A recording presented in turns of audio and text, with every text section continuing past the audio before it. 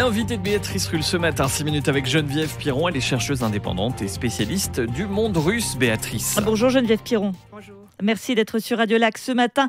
L'élection présidentielle russe débute donc aujourd'hui. Un seul candidat, Vladimir Poutine. Est-ce qu'on peut d'ailleurs vraiment parler d'élection ? Ce sont des élections, oui. Enfin, c'est plutôt un simulacre d'élection et ce n'est pas le seul candidat. Il y a plusieurs candidats, mais c'est des candidats fantoches en réalité. Un scrutin qui est dans un contexte très particulier, celui de l'opération spéciale, comme on dit en Russie, et qui concerne l'Ukraine. Cette guerre en Ukraine, d'ailleurs, c'est un sujet de cette élection ou pas du tout ?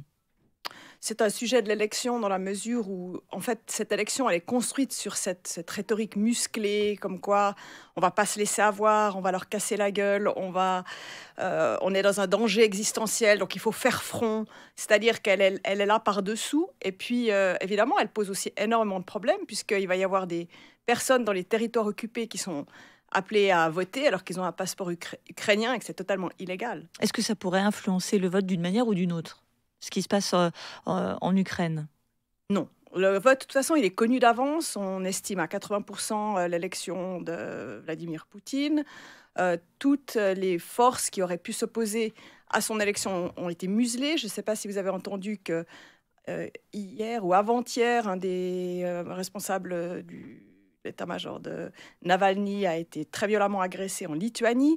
Il y a eu des signaux. Il y a quelqu'un d'autre qui a été agressé. Ça montre une certaine fébrilité quand même, ça. C'est très bizarre, cette façon dont, en fait, Vladimir Poutine extermine ses opposants comme s'il avait peur d'eux.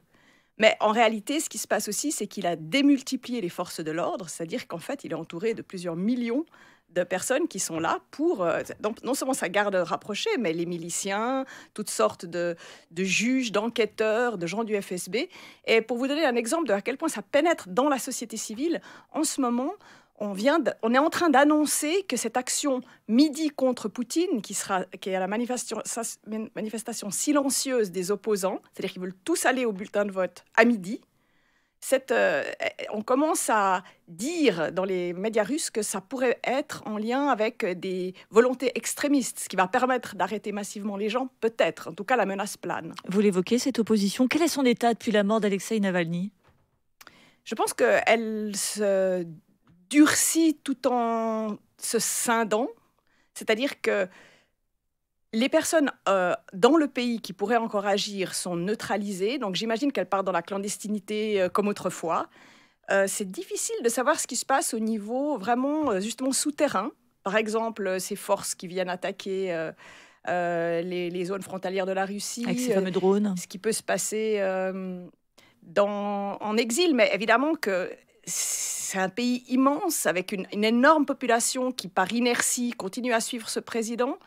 Et cette opposition, c'est vraiment une petite fraction de la société. Elle se radicalise, mais elle est aussi de plus en plus impuissante. Vous avez été surprise du nombre de personnes qui ont été, ça aurait pu être dangereux pour eux, bien évidemment, hein, qui ont assisté aux obsèques d'Alexeï Navalny à l'extérieur. Pour nous, occidentaux, quand on a vu les images, on était presque surpris qu'il y ait autant de personnes qui suivaient son cercueil. C'est quand même, ça montre aussi, et l'image que ça renvoie, c'est qu'il y a une opposition. Moi, je n'étais pas du tout surprise parce que, vous savez, la Russie, c'est pas cette image de ce pays qu'on a. Il y a énormément de personnes. Je ne sais pas si vous vous souvenez des dissidents. Je ne sais pas si vous vous rendez compte du courage extraordinaire des gens qui s'opposent à la violence de ce régime. Non, moi, je n'étais pas surprise. Par contre, c'était effectivement très émouvant, surtout de la part des très jeunes qui n'ont connu finalement que Vladimir Poutine. Je me souviens d'un post d'une journaliste que j'aime beaucoup qui a dit « Les gens... Continue à aller. C'était le 2e jour. Beaucoup de jeunes, je crois qu'ils n'oublieront pas. » Mais comment est-ce qu'on l'explique, ça, finalement ? On a du mal à comprendre l'état de la société russe. Elle soutient globalement Vladimir Poutine ou elle en a peur, finalement, de lui ? La société russe, depuis toujours, c'est une pyramide avec un 10% de gens éduqués et ouverts qui ont des sources d'informations très diverses, qui sont très européens, et une grande masse de la population assez paupérisée, assez dispersée sur un territoire gigantesque et très manipulable. Donc, elle est déjà fractionnée, cette société, un peu comme partout dans le monde d'ailleurs, entre ruraux et urbains, sauf que c'est un pays gigantesque. N'oubliez pas que c'est un continent, ce pays-là. Et Cette société, il y avait ce contrat social qui avait été donné par Vladimir Poutine. Vous nous laissez tranquilles, nous on s'occupe du pays, on sait faire notre boulot, et puis vous, on s'occupe de vous assurer une certaine prospérité et la sécurité. Et maintenant, ce contrat social a été violé par la mobilisation, mais maintenant les gens, le moindre personne qui bouge une oreille est vraiment attaquée. La petite institutrice du fin fond de la Sibérie qui refuse de faire la propagande d'État, elle est licenciée. Et donc, oui, un mélange d'apathie et de terreur, en fait. Les gens font le dos rond, si vous voulez. Mais ils ont été habitués à ça, malheureusement, par les siècles et aussi par l'URSS. Et il y a ce fait que beaucoup de gens âgés regardent la télévision d'État et que c'est pas si facile quand tout un pays est en guerre de s'opposer à l'intérieur parce que ça crée un conflit moral. Donc, il y a des gens qui, finalement, aussi tournent leur veste parce que c'est insupportable d'avoir pas d'alternative. À vous entendre, j'ai presque l'impression qu'on aurait pu avoir cette conversation dans les années 80, quand il y avait encore l'Union soviétique, une population qui n'a pas de liberté, la terreur qu'il y a avec, etc. Est-ce que c'est un peu comparable ? Est-ce que la Russie, finalement, est revenue à ce qu'était l'URSS ? Oui et non, c'est une bonne idée de comparer, parce qu'on a comparé le régime de Vladimir Poutine à celui de Léonid Brejnev, dans la mesure où c'est aussi quelqu'un qui a assuré cette espèce d'éternité de son règne sur le prix élevé du pétrole, une certaine élévation du niveau de vie, et puis tous ces discours qui se répètent sans fin.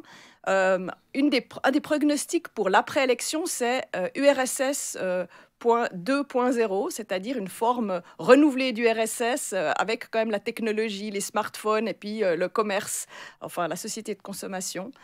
Mais bien sûr qu'il y a beaucoup de différences, en particulier le fait qu'il n'y a pas un parti unique, que c'est quand même un dictateur, une personnalité qui tient le pouvoir dans ses mains. Par exemple, le régime ne lui survivra sans doute pas. Mais beaucoup de points sont... il a basé sa popularité sur cet esprit revanchard de tout ce qui avait été perdu par l'URSS. La Grande Russie. Ah oui, enfin, plutôt un projet impérial qui est totalement d'un autre siècle. Et c'est le dernier grand empire qui refuse de tourner la page de son histoire impériale. Pour terminer, Geneviève Piron, je vais me permettre une question qui va peut-être paraître un peu polémique.